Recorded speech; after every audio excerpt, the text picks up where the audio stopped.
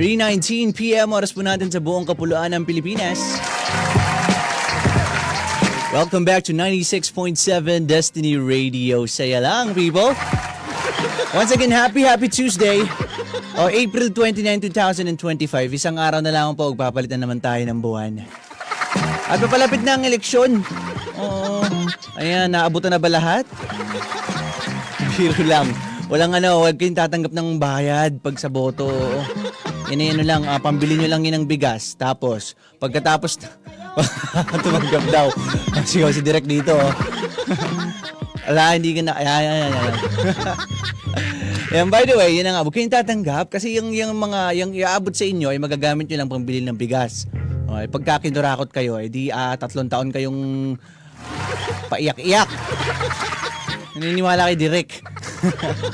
By the way, nakalive kami ngayon sa Facebook at kung nanonood ka ngayon sa Facebook, ay makikita mo may kasama akong 3 dilag dito sa atin sa programa. Once again, ito ang ating little segment na Senti Hours.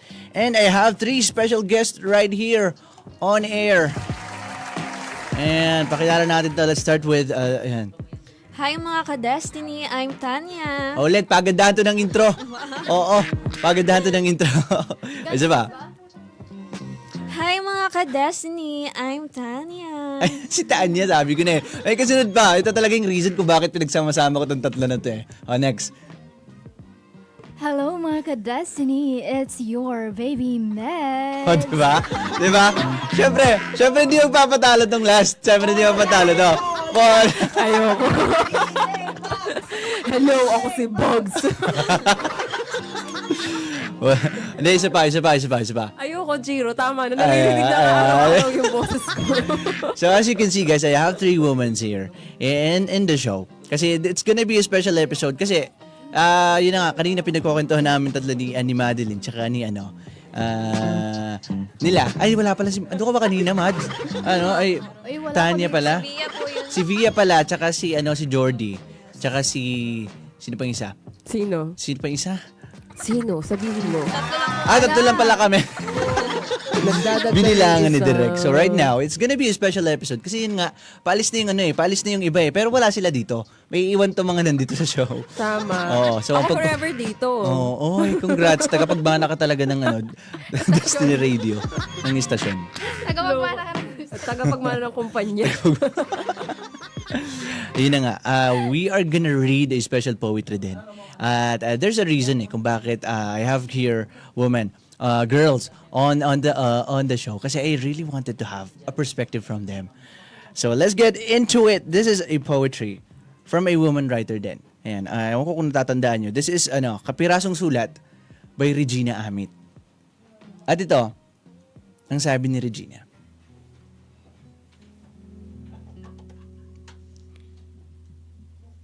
Sabi niya, hindi ka pa rin natututo. Sabik ka pa rin sa atensyon galing sa ibang tao. Sa tuwing mag-isa ka, pakiramdam mo may kulang. Hindi mo nararamdaman ang kakontentuhan sa tuwing ikaw lang. Nakadepende ka pa rin sa presensya ng iba para maging masaya. Naghihintay ka pa rin ng papuri para lang paniwalaan na magaling ka. Hindi mo pa rin kayang kumain sa labas ng mag-isa. Takot ka pa rin tabihan ang bakanting silya. Hindi ka pa rin natututo. Kulang ka pa rin sa tiwala sa sarili mo.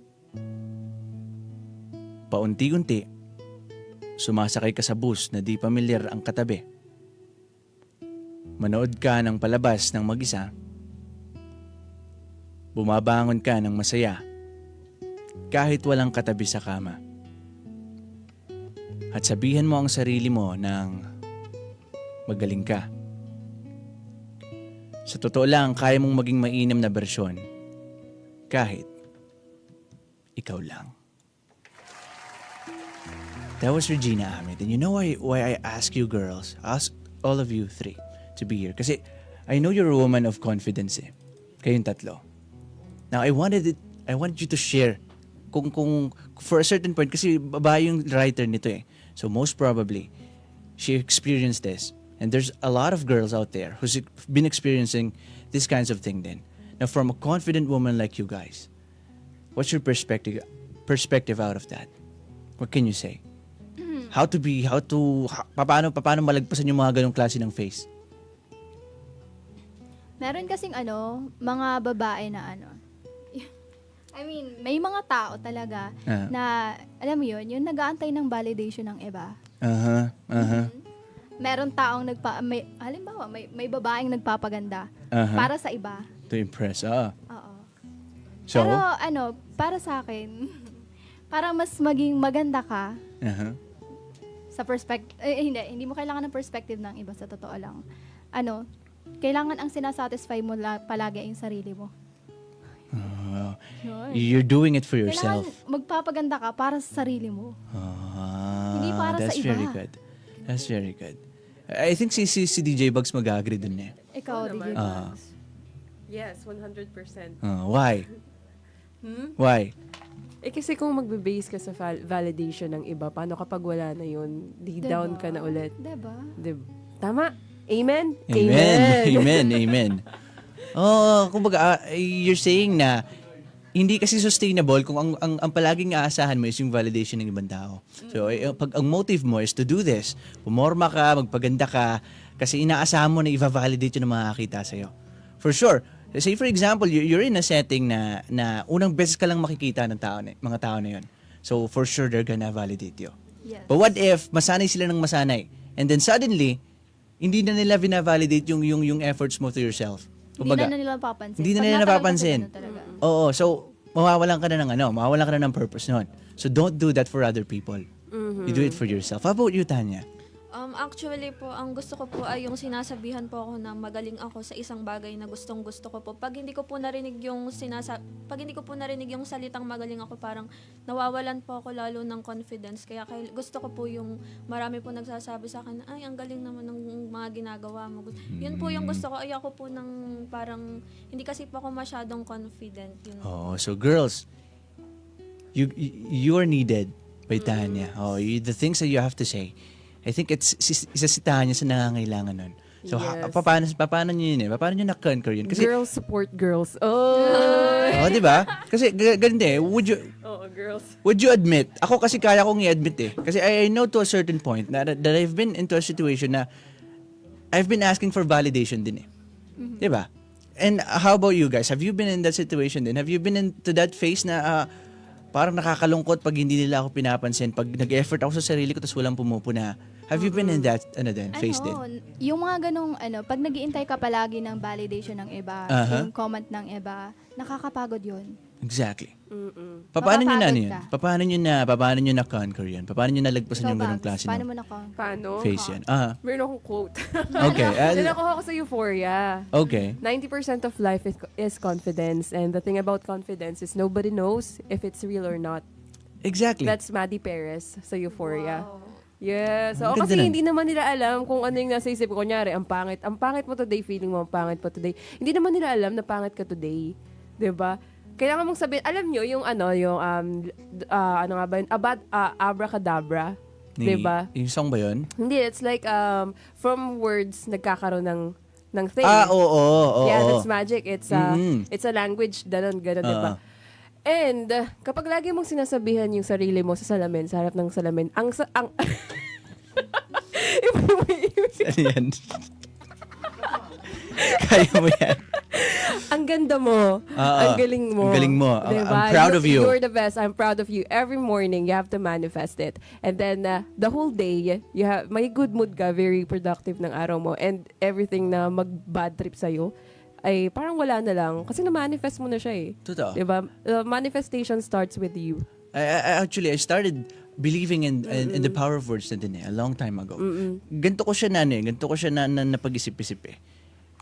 You know what prayer works? Prayers. Diba?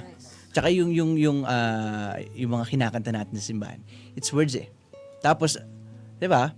Tapos, nag-echo pa siya pabalik sa atin. Yung mga ganung bagay. parang ganun din siya eh. Kumbaga, palagi mo siyang sinasabi, palagi mo siyang inihiling. Through words, it could be sa isip mo siya binubuo yung mga words na yun, o kaya sinasabi mo talaga, binibigkas mo talaga. Parang there's this kind of energy na hinahatak talaga yung mga hiling mo na yun. It doesn't always happen. Hindi rin siya agad-agad.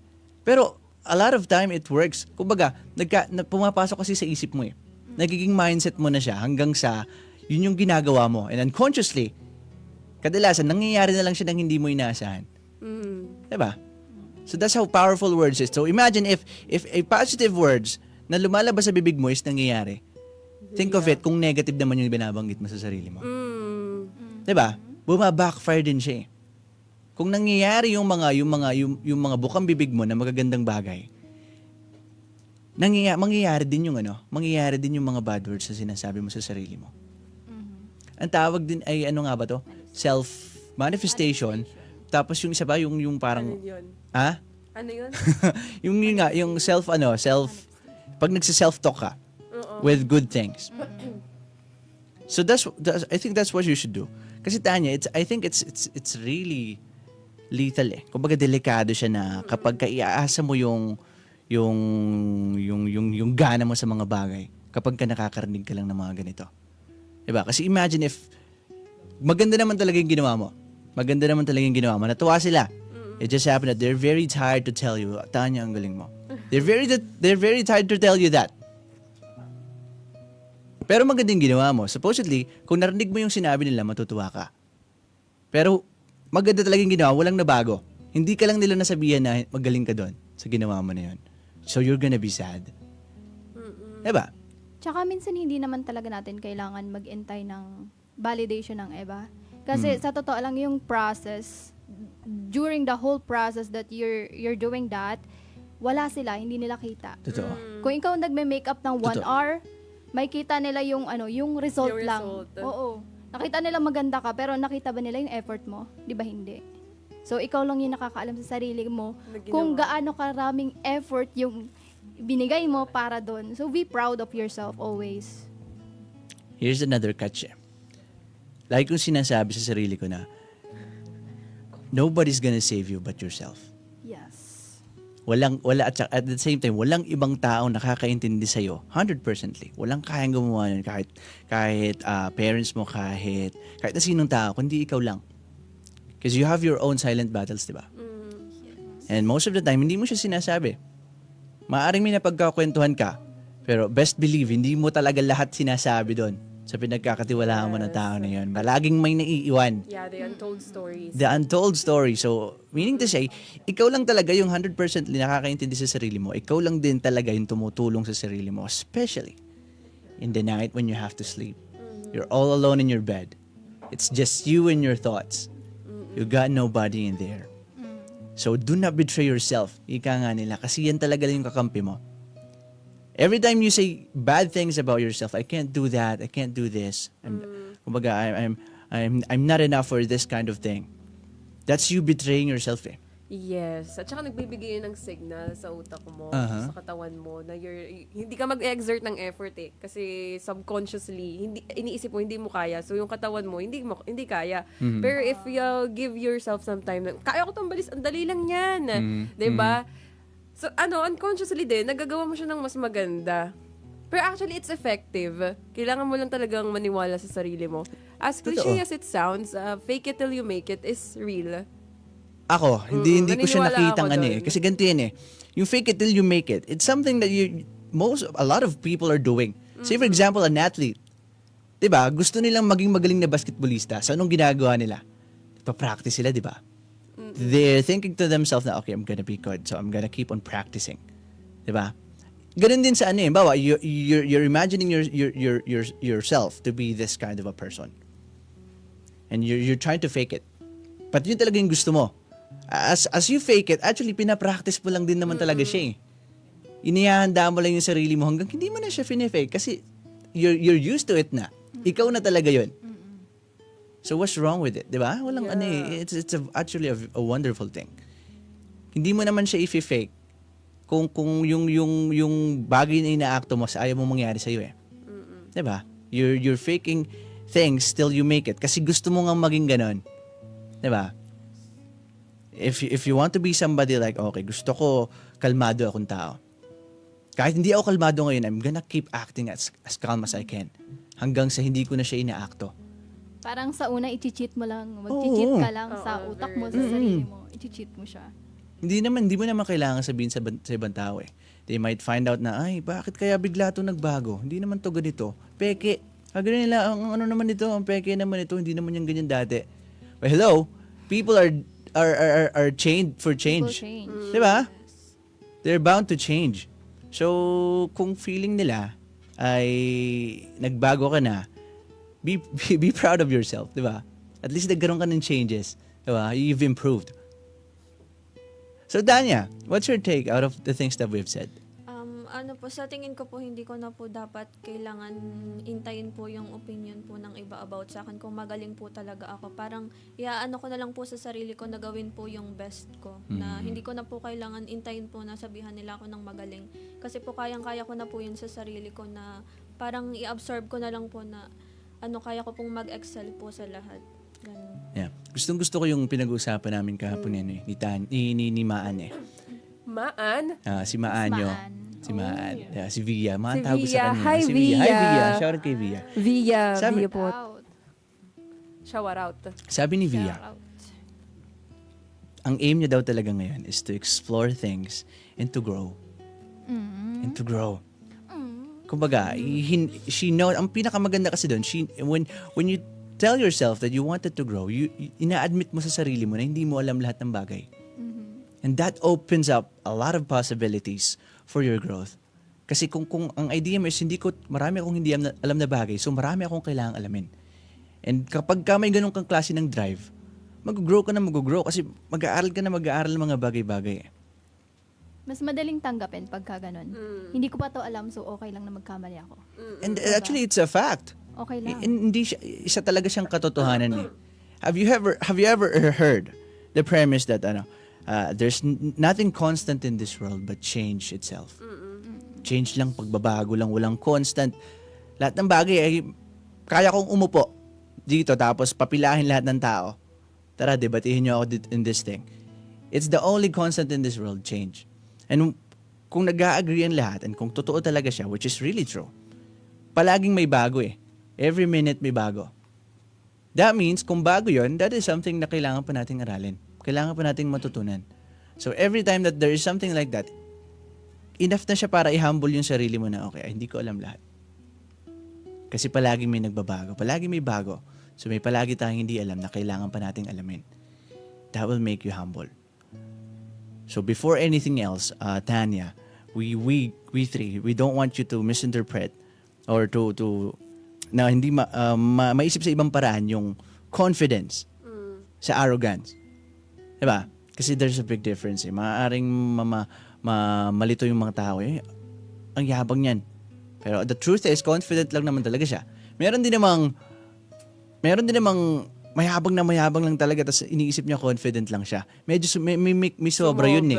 May hangganan din yun eh. But the truth is, you just have to believe in yourself. And at the same time, you have to think of yourself na hindi mo rin alam lahat ng bagay. May matututunan ka pa rin sa ibang tao. Diba? Sabi ng favorite rapper ko, si Wayan, one of my favorite rappers, sabi niya, maybe I can learn from you. Maybe you can learn from me. Wayan. Diba? Yeah. So, it's enough to humble ourselves. But at the same time, pwede rin siyang magamit para maging confident tayo about ourselves. And when we're confident about ourselves, iti-take natin yung mga chances. Diba? Iti-take natin yung mga opportunities na meron tayo sa harapan natin. And in that way, we're gonna keep on growing. We might not win every time, but for sure, if we're open for growth, matututo tayo sa mga pagkatalo natin. A win is a win pa rin. A win is a win.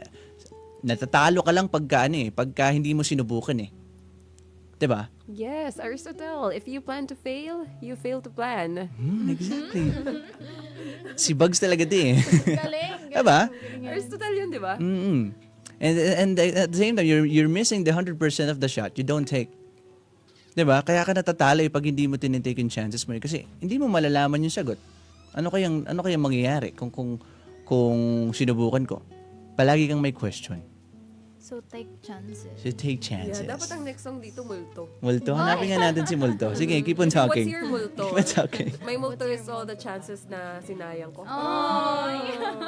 My multo is yung sanang dream course ko. Oh! Same. Diba? What if? Charot. Well, Asan na yung multo, Jiro? Ang tagal-tagal naman. Ayun na nga, hinahanap ko na nga. Grabe. Ayan, alam niyo ang pwedeng maging multo natin ngayon? Ano? Yung mga OJTs na paalis na, baka meron pa silang gustong maranasan dito na, ay ba? Why na tawagin natin sila? Oh, yung mga paalis na, no? No, let's say hi to the camera. Pinapatawag ka namin sa confession Guys, room. yung batch nyo, dali, say hi tayo sa mga yan. Andiyan pa ba sila? Oh, kaya nga, Via. Via. Sino pa ba? Tawag Via. natin na para we confession have room. Julie Angelica. Boy. Pinapatawag ka namin sa confession room. Bakit parang tunog ito sa LRT? Nasa Espanya na po Hello guys, say hi to the camera. Say hi, Ayan. say hi, everybody. Oh, ayan, kayong apat ang last day na today. Oo, magsalita nga Oo, kayo ayan, dito na kasama parang si nasa Direk. LRT. Oo. Papaalis na po sila, papunta na po sila, alis na po sila ng Destiny Radio. Kasama daw si Direk. Hindi, Kasama daw si Direk Alice. Hello guys, ayan. Last words for the show. Lahat naman kayo napapunta dito, di ba? Last words to the show. Hi everyone, goodbye. Hi, people. Goodbye. Then, ganito. We want to hear your words for the show and for the people who's been listening sa Senti Hours. Please state your name, tapos say goodbye and tell your Parang last state your words. name and humawa ka sa at Tell us your experiences sa show. gumanong ka. Oo, please. Dito ka sa pwesto ko, dali ka. Ayan na. Special episode nga ito eh. Ay, magkikwento pa ba ako? Oh, brief lang. Sabi ko yung pangalan na. Hello everyone, Via Maanyo, intern. It's been a ride, like roller coaster ride. Like nag-enjoy, may times din na may challenges, na pressure, but even though ganun yung nangyari, sobrang OA. Sobrang nakakatulong siya sa akin. Sa akin in emotional aspect, sa ibang aspect kasi nga siya. Charot. Hala, hindi. Hindi tayo magka-cry. Siya. Iba yung impact niya sa akin kasi hindi ko talaga in-expect tong lahat. Like, mangyayari to sa buong buhay ko. Kasi nga, ayaw ko talaga dito eh. Like, yung speaking ganyan, sabi ko nga kahinaan ko yun. Then, Destiny Radio, tinulungan nila akong lumabas dun sa shell ko na mag-improve pa for the better. So, yeah, very siya sa akin. Nagtatak siya sa akin. Super. And I'm gonna cherish all na moments here sa Destiny Radio. And thank you po sa lahat ng DJ na nag-help po sa akin para mag-grow pa. And ayun po, until we meet again. Thank you. Thank you, Via. We will miss you. Jake? Hindi ka pa ba? Pala absent ka din. Sino naman? Si Angel. Hello everyone. Ang mababa talaga yung energy ko ngayon. Kasi I don't know, hindi ko alam yung mararamdaman ko or dahil ba medyo may sakit ako ngayon or nasasapunks. Yeah. Hindi, totoo. Kasi malaki yung difference ko as a person here sa Destiny Radio and kung papaano ako nun sa labas, 'di ba? Alam niyo 'yun, alam ng mga friends ko and thank you. Thank you, Destiny people. Sorry. Yeah. Marami akong realization, not just dahil sa station na to, but also sa mga tao na nakakasama ko everyday. Kasi kahit kada araw merong bagong things kang na-experience and of course, may mga learnings talaga. Kahit nung first day, sabi ko, grabe naman tong station na to, parang although may problem, pero hindi mo siya mararamdaman. Kasi, totoo yung tagline nila na 96.7 Destiny Radio, saya lang. Kasi, totoong saya lang. I mean, walang araw na hindi ka uuwing hindi ka nakatawa. Like, tawang hagalpak talaga yung tawa mo, ganun. And, ayun, thank you kasi you guys made me feel na, marami pa akong ma-offer. Kay Direk, anong special message mo kay Direk? Sa lahat ng DJ, Uno, ay 5. 5. no, isa-isahin ko na lang. Gusto nyo ba? No, Sa lahat na lang. Sige, sa lahat na lang. Sa lahat na lang. Sa lahat po ng DJ, thank you so much kasi you guys are very supportive. And no, sabay ako iiyak. Meron sa technician, syempre si Kuya Pawi. And then, yan, sila Kuya, sina DJ, si rapper DJ, DJ Jiro, si Kuya Carl, si DJ Carl, si Ate Bugs, si Ate Bugs, DJ Bugs, DJ Bugs, Ate Paula, and to Papa Del, to Tito Boye, to Tito Bert, to Kuya Paulo, and to Ate Rochelle. And to Ate Rochelle, sa lahat po ng staff dito, so, super na-appreciate ko kayo and kung ano man yung and thank you kasi super babait nyo, ganun. Salamat sa learnings. And I'm looking forward na mag-guest again dito. Why not? And who knows, di ba? Yeah. Thank you so much, guys. Ingat kayo. Thank you, Angel. Thank you. Ayan. Ito na, marami nag-aabang dito. Si Direk. Last ka, Direk. Hi, Junie. Hello, Ayun, hi. nanginginig-ginig na siya. Iyak na yun. Yeah. So, unang tungtong ko pa lang dito sa Destiny Radio, yan. Talagang na-feel na namin yung saya. First, na-intimidate agad kami dun sa director pa lang, di ba? Hindi, Sige, paimikin natin si kasi Direk yung face mamaya. niya talaga, okay. Mamaya ka.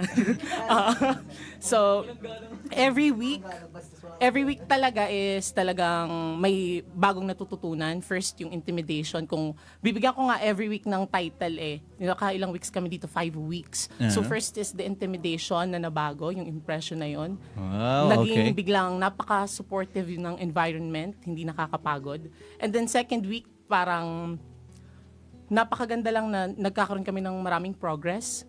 Nakikita yung galing ng bawat isa, yung talento, kung ano yung strength and weaknesses namin. And then third week, nag-pull up kami ng prank sa mga DJ na I love na-reverse it. namin yung prank. Talaga namang hindi din na-post yung prank. Diba? Grabe. And exciting lang na nung Friday ng third week na, parang second week pala muna, nagkaroon kami ng balita, pinagbabalita kami. For us, napaka-draining nung process. Talagang kasing hindi gamay nung iba yung pagsasalita. And after nun, yung validation na binigay sa amin director, di ba? Grabe yung support na, nagawa nyo ng maayos yan. Tapos makikita namin yung sarili namin dun sa TV, dun sa Facebook, ang galing pala namin, di ba? And nakakatuwa na may ganong support system. And nung last week namin, ano ba to? Fourth week, naging draining siya sa amin kasi si Papa din hindi kami pinapansin. Ganon. Oo, di ba? Parang lahat naapektuhan. May title nga kada linggo niya no? Oo, di ba? Dapat, and siya yung nagturo sa amin na communication is the key. Diba? Parang ilalaglag kita ngayon dito, Papa Dan. Siya yung nagturo sa amin ng communication is the key. Tapos, syempre kami, sanay kami ng may lively, may magkikare sa'yo, gano'n. Papansinin ka kaagad. At syempre, tinanong ko siya, are you okay? Sabi, oh yes, I'm okay. Hindi yun napaka-usual na sagot, di ba? Yung magtataka kung yes ba o no? Oo. Yes, I'm okay. Di ba? Ang tapang. Tapos, ayun. Then, nalaman namin yung other factors, yung mga dahilan kung bakit ganun. And ngayong patapos na kami, wala. Ang gusto ko na lang ngayon is yung mga moments, yung mga learnings. Gusto ko siyang ma-apply sa sarili ko because I know na kaya kong sabihin lahat ng bagay. Madaling sabihin yung mga bagay na magandang gawin, pero hindi mo siya ma-apply. And now that I'm here, ang gusto ko na lang is yung mga meaningful learnings, I will be able to apply it in real situation. Diba? And yun yung gusto ko. And ito rin naman yung tinuturong culture sa atin ng Destiny Radio. Huwag maging masyadong seryoso. At the same time, you have to be serious. And syempre, lagi nating dapat galingan and lagi nating dapat paghusayan lahat ng ginagawa natin sa lahat ng bagay. And yun lang. And I just wanna say thank you to DJ Giro kasi feeling ko ako yung favorite niya dito. Di ba?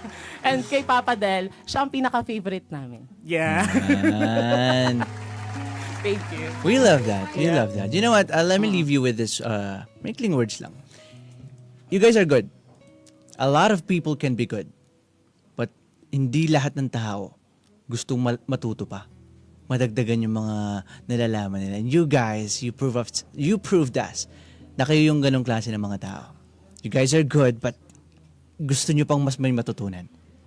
So that is very good. Puro good talaga to. Thank you. Alright, before we say goodbye to the show, ay pwede bang sama-sama tayo sa cam? Ayan, and say goodbye. O, sabay-sabay tayo magduduses. Yeah. Dali, tara done. Tara guys, ayan, say hi to the cam. Everybody. We are gonna miss you for sure, this batch. May iwan pa yung at sepang, sabay-sabay tayo magsepang. Yeah. 3:50 p.m. oras po natin sa buong kapulaan ng Pilipinas. Ako po si Giro at kasama ko napakagagaling at napakababait na mga batang ito. Hanggang sa muli natin pagkikita, kami po ang 96.7 Destiny Radio. Saya lang! At ito po ang ating programang... Ay, hindi masaya. Masaya na yun. Ito po ang ating little segment na Senti Hours. Ako si Giro once again. Kita-kits ulit tayo bukas. Maraming salamat. Sabay-sabay. Deuces! You were listening.